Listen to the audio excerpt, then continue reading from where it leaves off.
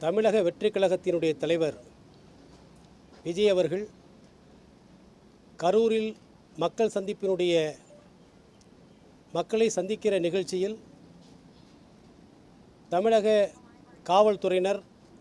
குளறுபடியால் போக்குவரத்தை சரி செய்யாமல் போதுமான காவலர்களை பணிக்கு அமர்த்தாமல் இருந்த காரணத்தினால் அதை பயன்படுத்தி கொண்டு ஆளுகிற திமுக முன்னாள் அமைச்சர் செந்தில் பாலாஜி மற்றும் அவருடைய சகாக்களால் இந்த மிகப்பெரிய தமிழக வெற்றி கழக தலைவர் விஜய் அவர்களுக்கு தமிழக வெற்றி கழகத்திற்கு எதிராக மிகப்பெரிய சதிவலை பின்னப்பட்டிருக்கிறது என்பதை இந்த மனுவிலே கூறி உடனடியாக